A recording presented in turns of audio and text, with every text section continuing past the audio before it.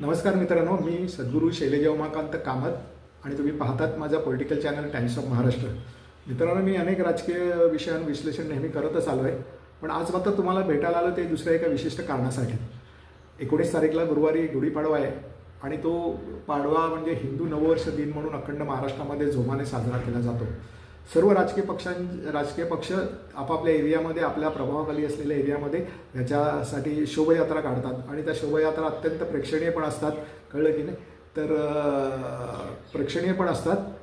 मी पण अनेक वर्ष, मी 52 वर्ष सामाजिक आणि राजकीय कार्यात सहभागी आहे. या काळात मी देखील अनेक मिरवणुकामध्ये त्या वेळेला माझ्या सोयीनुसार मी सामील झालेलो आहे. पण हे करत असताना आज महाराष्ट्र राज्य अस्तित्वात होऊन 66 वर्ष झाली आणि मी काही काळापूर्वी म्हणजे 5-6 महिन्यापूर्वी डॉक्टर दीपक पवार यांनी जे मराठी अभ्यास केंद्र नावाची संस्था सुरू करून गेली 20 वर्ष मराठी भाषेच्या म्हणजे ह्याच्यासाठी ते कार्यरत आहेत. त्यांच्या सानिध्यात आल्यावर काही माझ्या लक्षात आलं की आपण जे हिंदू नववर्ष म्हणून गुढीपाडव्याला साजरा करतो ते हिंदू नववर्ष दिन नाहीच आहे, ते तर मराठी भाषिकांचा नववर्ष दिन आहे. कारण भाषावर प्रांतरचनेमध्ये प्रत्येक प्रांतामध्ये त्या भाषेचा एक नववर्ष दिन साजरा केला जातो. जसा गुर्जर मारवाड्यांचा दिवाळीच्या पाडव्याच्या वेळेला असतो, ओनाम म्हणून तिथे दक्षिणेतल्या लोकांचा असतो, पूर्वेतल्या लोकांचा दुसरा असतो.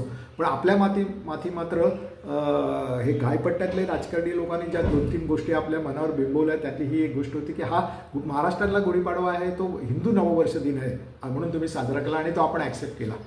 त्याच्याच भरीला भर म्हणून या लोकांनी आपल्या डोक्यात असंही घुसवलं की आपण गायपट्ट्यातल्या लोकांनी की आपण भारतीय आहोत सर्वजण आणि नंतर आपापल्या प्रांतांचं आहे. ही गोष्ट महाराष्ट्रातल्या राजकारण्यांनी, महाराष्ट्रातल्या सामान्य मराठी माणसांनी अगदी जवळ ॲक्सेप्ट 100% करून टाकला. आणि म्हणजे आपण नेहमी सांगतो की मी पहिला भारतीय आहे त्यानंतर महाराष्ट्रीय आहे. यात आपलं किती गेल्या 66 वर्षामध्ये नुकसान झालं याची तुम्हाला कल्पना नाही आहे. प्रचंड असं नुकसान झालं. त्याचप्रमाणे हिंदू आणि हिंदुस्थान हे देखील नॅरेटिव्ह आपल्या डोक्यामध्ये बिंबवलं गेलं.